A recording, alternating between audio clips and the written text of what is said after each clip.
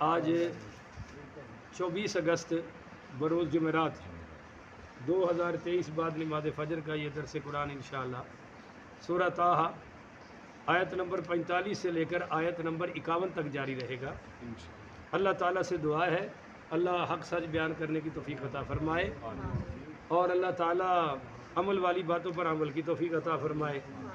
یہ جناب کل بیان ہو گیا تھا کہ ذرا نرمی سے بات کرنی ہے فرعون سے جا کر، کیوں یتذکر او یخشا، یا تو وہ نصیحت حاصل کر لے گا یا وہ اللہ سے ڈر جائے گا۔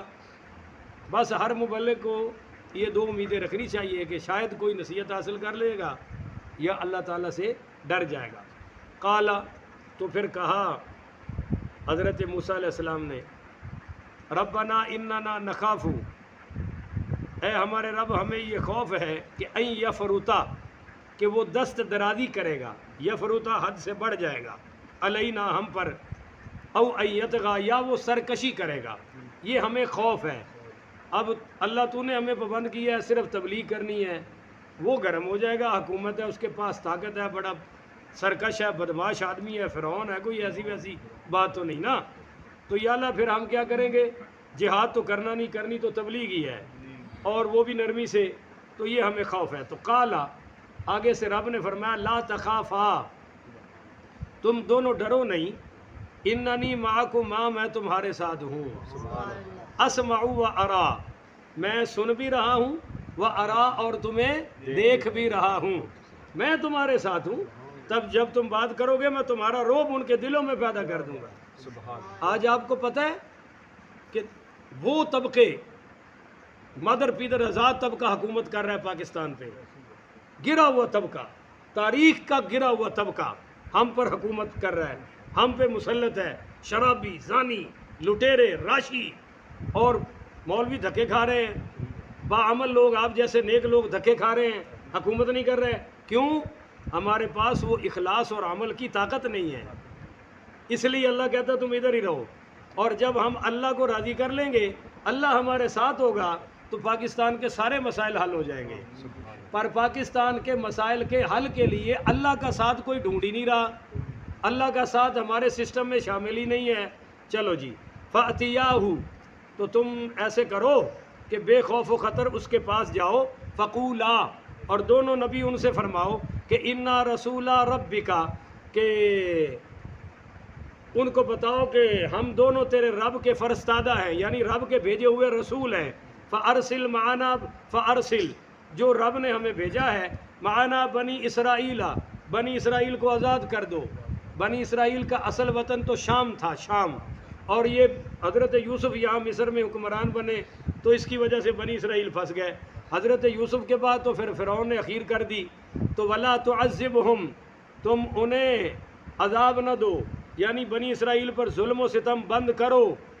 اگر نبیوں کا کام صرف تسبیح ہوتا، نماز ہوتا، تو فرعون اور اس کی حکومت سے ٹکرانے کی ضرورت نہیں تھی۔ آج ادھے باعمل اور نیک مولویوں نے تسی کھڈے لین لایا ہے، ایک کہہ کے مولوی صاحب چھڈو، سیاست بڑی گندی چیز ہے، آپ لوگوں کا سیاست، فرعون گندا نہیں تھا؟ ہن بولتے ہی نہیں ہو، میں فرعون دی گل کر رہا ہوں، تسی میرا خیال ہے شباز شریف سمجھے ہے بھائی فرعون گندا تھا یا نہیں تھا؟ اس کے کام بھی گندے تھے یا نہیں؟ اور کون جا کے ٹکر لے رہا ہے؟ وقت کا نبی، وقت کا پیغمبر، وقت کا رسول سیدنا موسیٰ علیہ السلام۔ او ولا تعذبہم، ان کو ستانا چھوڑ دے، قد جئناک بآیات من ربک، یہ دیکھ میں دو معجزے لے کر آیا ہوں۔ لاٹھی پھینکی، صاف بن گیا، ہاتھ نکالا، روشن ہو گیا۔ اس نے کہا یہ تو تیری جادوگری ہے، فرعون نے کہا۔ آگے سنیے، والسلام علی من اتبع الہدی، سلامتی ہو اس پر جو ہدایت کی پیروی کرو، کیونکہ فرعون کافر تھا، ڈائریکٹ سلام تو کرنا ہی نہیں تھا نا، تو کیا کہا؟ سلام ہو اس پر جو ہدایت کو قبول کر لے، من اتبع الہدی، جو ہدایت کی پیروی کرے۔ انا قد اوحی الینا، اور بے شک وہی کی گئی ہے ہماری طرف کہ ان العذاب، اس کو عذاب خداوندی پہنچے گا، یعنی عذاب خداوندی اس پر آئے گا، اللہ کا عذاب آئے گا، کس پر؟ علی من کذب وتولی، جو کلام الہی کو جھٹلائے گا اور روگردانی کرے گا، وتولی، کنڈ کر لے گا، انہاں تے اللہ دا عذاب آئے گا۔ قالا، تو فرعون بولا فما ربکما یا موسیٰ، اے موسیٰ تم دونوں کا رب کون ہے؟ تو کس رب کی بات کر رہے ہو تمہارا؟ انہوں نے کہا نا کہ انا رسول ربک، ہمیں تیرے رب نے بھیجا ہے۔ تو کہا تواڈے دوواں دا رب کون ہے؟ قالا، تو کہا سیدنا موسیٰ علیہ السلام ربنا الذی اعطى کل شیء خلقہ، ہمارا رب وہ ہے جس نے ہر چیز کو صورت عطا فرمائی ہے۔ خلقہ، جس نے اعطا کل شیء خلقہ، جس نے ہر چیز کو پیدا کیا ہے۔